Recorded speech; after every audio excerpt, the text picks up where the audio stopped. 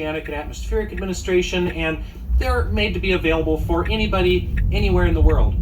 The satellites that I want to look at today are not supposed to be publicly available, at least not for most of the world. These are Defense Department satellites, these are military satellites, so they are actually encrypted for pretty much everyone else. If you live outside the US, then I'm sorry to say you might not be able to do anything with these satellites. So the DMSP satellite program originated in the 1960s, although the current satellites are a little newer than that. This was kind of a spy satellite for spy satellites. What I mean by that is the DMSP satellite would be a weather satellite, and it would go over first. So let's say it would go across Moscow, and it would say, what's the weather like? Is it cloudy? The actual spy satellite, like the Corona system, used film, and so they didn't want to waste their film if it was cloudy and they couldn't see the ground. So if the weather was nice, Corona would go over, it would take a film picture, and that would be the one that could see like Soviet license plates. So the film got spooled into a cassette magazine, something like this one, and that lived inside of a conical re-entry vehicle called a bucket. Once the bucket and film spool were full, the satellite would fly over US controlled airspace, eject the bucket, that would re-enter the Earth's atmosphere, deploy a parachute, and then get scooped up by a CIA aircraft. Yeah, I don't know how many drugs the designers were on, but the 60s were crazy. Beginning in 1966, it acquired a tactical as well as strategic capability and furnished the needed weather support for both activities. Indeed, DMSP significantly increased the image search system effectiveness of NRO reconnaissance satellites and of SAC SR-71 and U-2 reconnaissance aircraft, while it markedly reduced the number of aerial meteorological sorties. Declassified in 1972, DMSP data was made available to civilian and scientific user communities. Anyway, nowadays our spy satellites are all digital, they don't have to use film, so the DMSP satellites are a little bit obsolete, but they still do get used for weather forecasting for military operations and things of that nature. These are on what's called the S-band of the microwave spectrum, around 2.2 gigahertz. Previously, we've looked at stuff in the L-band. That's what this little dish is set up for. That's around 1.7 gigahertz. S-band is a little more tricky. It's a little harder to find commercial equipment for that, although Wi-Fi is pretty close. Wi-Fi is around 2.4 gigahertz. Now, another thing I've heard that works pretty well for these satellites is this dingus called an MMDS, and this is apparently some kind of microwave point-to-point antenna that's common mostly over in Asia. They're not very common in the US, and you can't really find these in the US. So I've tried to find a few of these. I don't even remember where I got this one. Unfortunately, this one is tuned for 2500 to 2700 megahertz, not 2200 like I want. So this one I wasted my money on. This one I got from a website called AliExpress. Now, I've never used AliExpress before. I get the impression it's like a kind of sketchier, more communist Amazon. A lot of people that I know have good things to say about it, and a lot of people I know have terrible things to say about it. Some people say you'll get great deals, you'll get stuff for like a tenth of the price of Amazon. Other people say, yeah, it's a tenth the price, but it takes 8 months to show up and it's a box of sand when you actually get it. So I don't know whether or not this is actually any good, and I'm extra hesitant because there are absolutely no markings on this thing. So there are no specifications, there are no serial numbers. The antenna that is built into the MMDS is a linear feed. So this is just a little dipole. This is for radio waves that are coming in one direction. And most of these satellites that I want to look at use a helical feed or helical polarization, so the signal is coming in kind of a spiral. This is a feed I made a while back for S-band. It's using SGC Derek's design, and my 3D printer hates printing stuff like this, so I had to hack this together out of 2 failed prints. I think it maybe kind of works. So instead of this linear feed, I'm just going to put an antenna jack on there.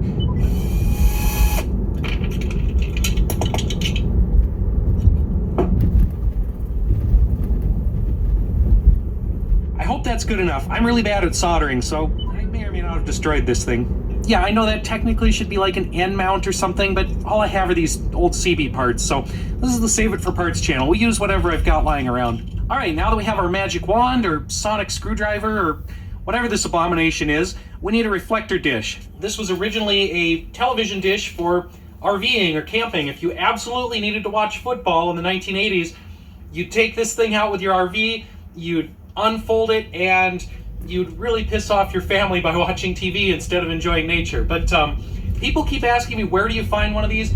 I have no idea. Another ham in the Twin Cities named Chandler gave it to me. I have never seen one again on any used websites. I've seen some modern day folding dishes like this from Earth Communications supply places, and there are no prices listed, which means you absolutely cannot afford it. We're not trying to fully deploy this in the garage. I just want to get to the focal point here, to the LNB or low noise block. We're going to remove that.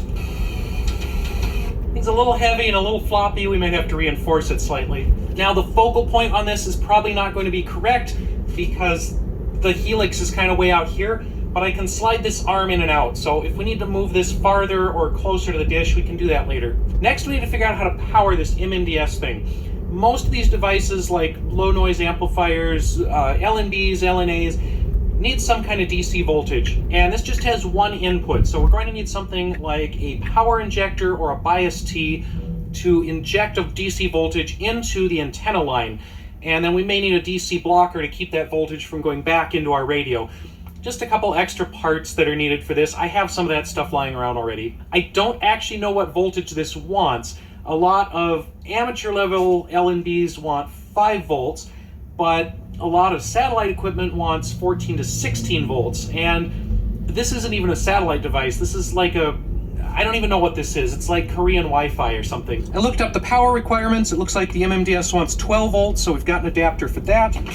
And we're gonna have to feed it somehow, so I gotta dig through my other box of satellite parts and accessories and connectors and whatnot. Somewhere in here, I think I have just a bias T, just a little inline power injector that will give whatever voltage I want into the RF line. Now, most software-defined radios like the RTL SDR or the Hack RF1 have a bias T built in, and they will feed voltage out to an LNA or another device, but usually these are only feeding 5 volts, and we need 12. Couldn't find the one that I thought I had, but I did find this other one.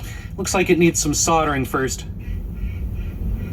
Again, not a great solder job. I fully expect this to break at some point during the making of this video. I went on into.io.com and looked up a bunch of upcoming satellite passes. The DMSP satellites that I'm most interested in are kind of in inconvenient time slots. We're using the Newelec Hack RF1. We've got our bias T. We've got the power supply for the bias T. We've got that hooked up to the dish. Now, the local oscillator in that MMDS dingus is supposed to be 1.998 gigahertz, so I need to offset SDR++ so that it's seeing the incoming frequency minus that local oscillator for the final frequency here. The Hack RF1 can go all the way up into S-band by itself, but the MMDS is down converting anyway, so we'll just use that new frequency. So SDR++ actually has that as an option for the offset already, so it has that 1998 megahertz MMDS right in there in the drop-down menu. That's convenient. So to track the satellite, I use an app called Stellarium, which I absolutely cannot recommend. It is terrible, but it's the only thing I can find that actually gives me a heads-up display where I can hold the phone up in the air, and it gives me kind of an AR, augmented reality view of where the satellite is, so I can track and follow it. So I've got my phone Velcroed onto the dish so we can use that heads-up display. I had Stellarium working for a moment. It has decided to crap out again. As the satellite passes overhead, I want to try to keep the dish aimed at it as close as possible. We're going to record the signal on the laptop, and then we will run that through SatDump later on and try to decode that. Okay, so my first try with this was a complete failure. I saw absolutely nothing, but my first tries with satellite things are usually a complete failure. So we're going to try again. Let's talk about orbits for a minute. Carl over at US Radio Guy has a great animation of how some of these different orbits work. So a geostationary orbit like the GOES satellite, which I've looked at before, is far enough away from the Earth where its orbit goes around once every 24 hours. So it is always centered above one spot on the Earth, and it always sees about 1/3 of the Earth's surface.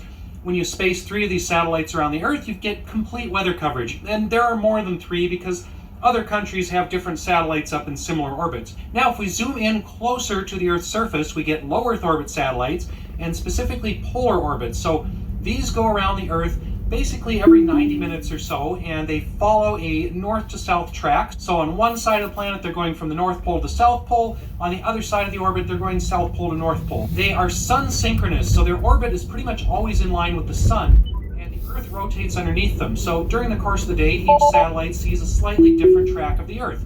If you want to know more about satellite stuff, usradioguy.com is a fantastic resource, and Carl has all kinds of information over there, which has really helped me out, and I have recommended him to all kinds of people. So I'll throw some links to him down in the description below, and I'll throw a link to the original video here as well. With the low Earth orbit satellites, we have to track them as they go overhead, because relative to us on the ground, they're moving pretty quickly, and we get about a 10 to 15 minute window when they're directly overhead, and we can get a good enough signal to decode weather images. All right, this is about the 4th satellite I've tried today, and it seems like we might be getting something, but it's not a very strong signal. And now it's raining, so I am absolutely giving up on this for today.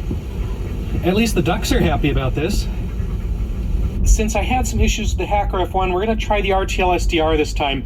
It does not have as much bandwidth as the Hacker F1 and cannot go as high in frequency range, so it's not really as good for S-band, but if we trust the MMDS here, which I guess I kind of do, it seems like it's mostly working, then the MMDS should down convert from S-band to something that the RTL SDR here can see. Okay, I think we've got this a little more dialed in. We're looking at Sirius XM satellite radio signals.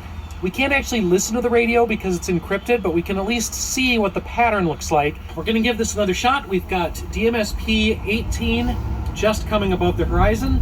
So we're going to try and track that, see if we can record it. I think we might have actually got something this time, and I think we might have seen where it went from encrypted to unencrypted. That was kind of cool. The signal changed dramatically. So we'll try that through SatDump, see if we actually are able to get an image from it. I think we're synced now, so I think that was where it went from encrypted to unencrypted. So yeah, this is definitely more promising than last time. All right, we definitely got something from DMSP.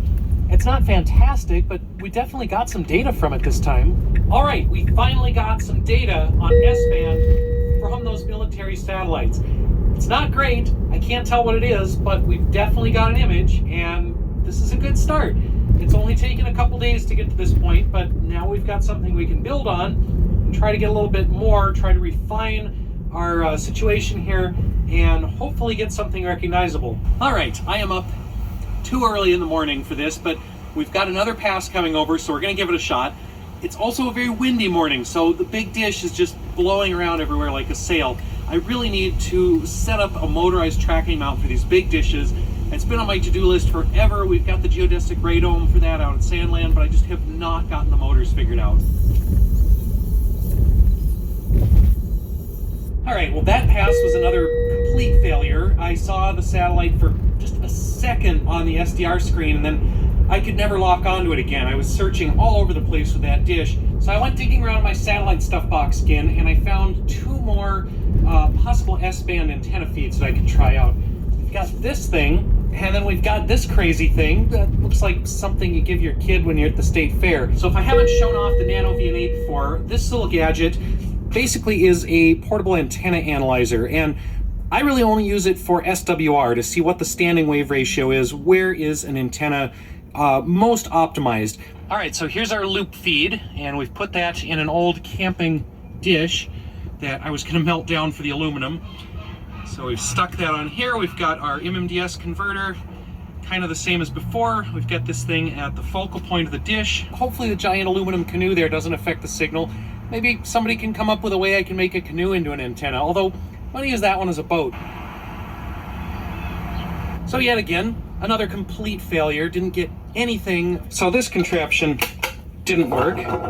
Since my professionally made loop antenna didn't work, I made a worse one. So I've just got a random loop of wire. I've got my pie pan here. We'll try that next. That time we got a little more signal. I still was not able to decode much from it, but it's getting more promising. So we've got another DMSP satellite coming over. This is about 8 hours later, so this is not a fast process. All right, we finally got something semi-recognizable. I can see some of the Great Lakes here. I've woken up far too early to try another attempt at a decent DMSP pass. Normally I don't like to get up this early, but I'm trying really hard to get something good out of these satellites, and this is a pretty good straight overhead pass. So we've been doing south to north. It seems like it only decrypts around 40 degrees north latitude, so it's still encrypted over the southern part of the US, and it's only in the clear for the northern part. I guess the southern US is secret, and the military doesn't care if anybody sees the northern half, so I don't know. Anyway, I'm not quite awake yet, but we're going to try to get the dish set up in the dark, get that next recording at about 6 a.m. here. I'm pretty sure the neighbors think I'm crazy. I think I'm crazy. On the plus side, doing it this early means there's no annoying sun to get on the laptop screen, so no reflections. On the minus side, way more mosquitoes. Okay, so we got up before 6 a.m., we got the dish set up, tracked that thing over in the dark with the mosquitoes, and I got absolutely nothing again. So this one was DMSP F18. I don't know if 18 just isn't on right now, if it doesn't work going south versus going north. So we've got an upcoming pass with a relatively low elevation, and I'd like to try to get it. I'd also like to try to see over some trees, and then I'd like to be able to get kind of down and behind the dish so it's easier to track things. So to overcome some of those issues, we stuck the dish up on the car. If my neighbors thought I was crazy before, now they know for sure. All right, so the signal looks great for this pass, and we were able to decode several channels from the OLS system. We have the visible light channel, we have the infrared channel, which is not as interesting. We have the thermal channel, and then my favorite, a combination channel that SatDump puts together. I think this one looks the best. So at this point, I have tried listening to both of the surviving DMSP satellites, F17 and F18. They both have similar behavior. They don't seem to transmit anything on a southbound pass where they're passing over me from north to south. They do seem to transmit on northbound passes, but they're encrypted for the southern 2/3 of the US, and then they switch to unencrypted somewhere around 40 degrees north latitude. So very interesting. I don't know why that is. Some of this stuff is not documented, and you're not really supposed to be seeing these signals. It's not advertised that this is available to the public, but they do have that encryption turned off, supposedly for passes over the poles for scientists to use, and then supposedly over the US, although it really seems to just be the northern third of the US and then Canada. We've brought out the tracking antenna situation again for a couple of reasons. First off, I'm a terrible antenna tracker. When I handhold the big C-band dish over my head, we didn't have much luck with it before with DMSP satellites, but I think that's because those were north to south passes, and the satellites aren't transmitting when they're on a descending pass, a southbound pass, at least over me, or at least not on a frequency that I know about. So we're going to try some northbound passes, but first we're going to try this on a known satellite signal. We're actually going to try some of the NOAA satellites. Again, this is an L-band helix on this thing, but I checked it with the Nano VNA and it has pretty good performance on S-band as well. We're going to give it a try. We're going to run it through that MMDS.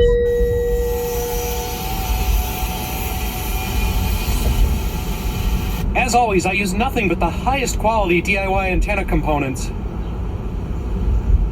I also do have to apologize as I'm throwing out tons of jargon here, and I say things like C-band dish even though I'm using it for S-band.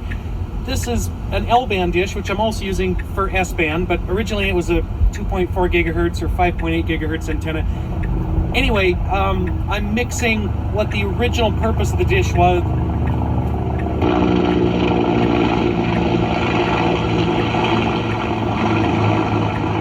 I apologize if I'm confusing everyone. Feel free to ask questions in the comments, and if I'm not too confused myself, I will try to answer them. This really should be up right at the feed, but this thing is too flimsy for it. It would knock off my situation there. So it's down here. That is hooked up to power injector, hooked up to the SDR. We are running G-Predict for the rotor control, which is controlling this little box over USB. That is controlling our pan tilt mount, which is originally for a security camera. All right, I think we're starting to get something here. It's not super consistent, but this might be the encrypted signal. All right, it just switched to unencrypted. So we are getting a very faint signal there. It's not as good as it was with the other dish though. Yeah, SatDump says this is a garbage recording. We got nothing from that pass. So we're gonna put the little tracking dish aside for now, and we're gonna go back to the folding dish and try that maybe one more time. Since this is a morning pass going south, we probably won't get anything on the normal frequency, but I have a list of alternate frequencies to try that I found online, so we're gonna check all of those. So despite Stellarium's best efforts, I did find the satellite using G-Predict to aim the dish. Very inefficient, but we did find it. I got a signal, looks like a regular signal, but it's on 2237.5 megahertz. And then it disappeared, so I don't know if it switched frequencies again. Yeah, tracking the satellite based on this screen is doable, but it is not as easy as the heads-up display. We're giving DMSP one more try, maybe the last try, depending on how this pass goes, because I'm getting tired of this. So we're going to track this from south to north, same as before. You're all getting tired of seeing me do this. All right, so I was looking around the satellite bands, and I randomly found this coming down from space. Okay, so I don't think it's actually coming down from space. I think we're just getting a multiple harmonic of an FM radio station. But I did have some Star Trek movie vibes there. Here's some cell phone interference. This stuff is just polluting the entire microwave band. And supposedly the government is going to sell off even more of our satellite frequencies to cell phone companies. So pretty soon we won't even be able to do stuff like this. We'll just have to buy our satellite data from some faceless corporation. And so far, I think the best pass I've gotten out of these several weeks was when I stuck it on top of my car. So let's just do that again. Sure, this scratches the shit out of the roof, but it's just a car, and satellites are way cooler than cars, so I think this is worth it.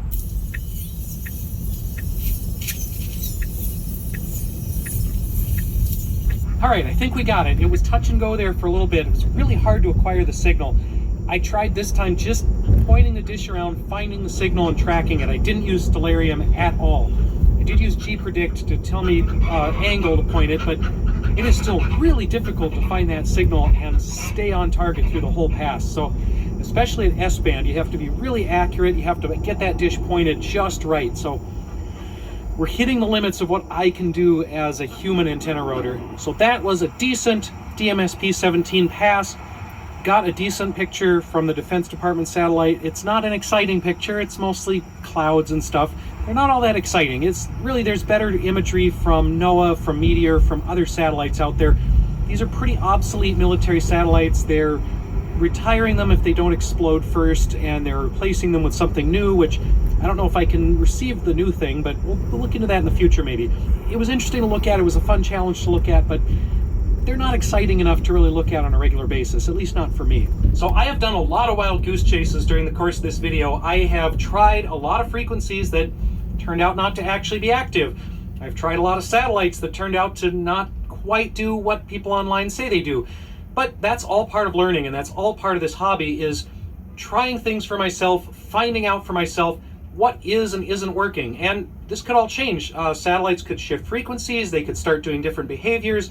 So it's good to try it firsthand, see what's actually working at the moment, and to try different satellites to just verify, is my equipment working? Is my radio working? Do I have the right frequencies? Do I have the right procedures?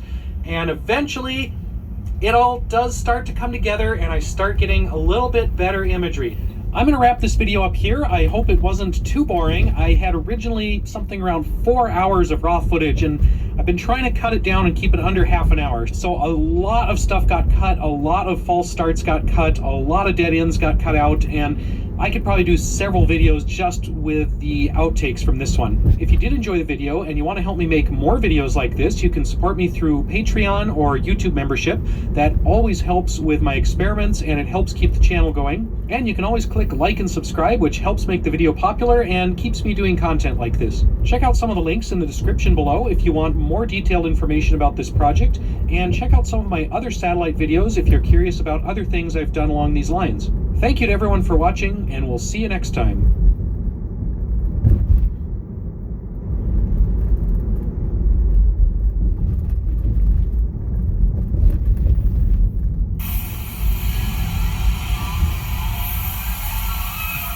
Hi, and welcome back.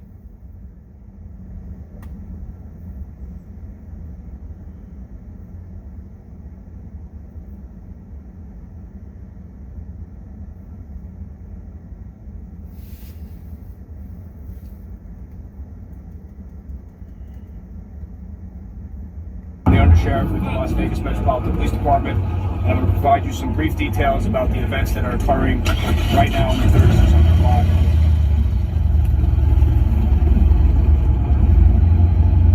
Las Vegas Boulevard. On Sunday, June 8th at approximately 10:40 p.m., officers from the Las Vegas Metropolitan Police Department who were on patrol in the 3600 block of Las Vegas Boulevard heard gunfire occurring on the west side of the street. The officers immediately ran towards that gunfire, and they found two victims who were laying on the sidewalk suffering from apparent gunshot wounds. Our officers rendered medical aid to both victims, but their efforts to save those victims' lives were unsuccessful, and both victims were pronounced deceased at the scene. There's been a major update in the tragic shooting that took place on the Las Vegas Strip, a case that shocked thousands after being caught live on YouTube. Just hours after the fatal incident that claimed the lives of Rodney and Tanisha Finley, the suspect, Manuel Manny Ruiz, turned himself in. Here's everything we know so far about the arrest, the investigation, and the chilling moment Ruiz tried to convince the police that the camera did lie. Known to thousands of followers as Finny the Legend and Bubbly, were gunned down Sunday night, June 8th, during a live stream near the Bellagio fountains in what police now describe as a cold-blooded act that stemmed from a long-running digital feud. The Las Vegas Metropolitan Police Department, LVMPD, has confirmed that 41-year-old Manuel Manny Ruiz turned himself in on the morning of June 9th at a Henderson Police Department station. He has since been booked at the Clark County Detention Center, facing 2 counts of open murder with a deadly weapon. According to the original police report, officers on routine patrol in the 3600 block of South Las Vegas Boulevard heard gunshots and immediately rushed to the scene. There, they discovered 2 individuals suffering from fatal gunshot wounds. The entire tragedy was broadcast live on Rodney Finley's YouTube channel in a shocking moment that has since been replayed and dissected by viewers and investigators alike. In the video, a man later identified as Ruiz is seen walking directly toward the couple, pulling a firearm from his waistband and opening fire. Multiple muzzle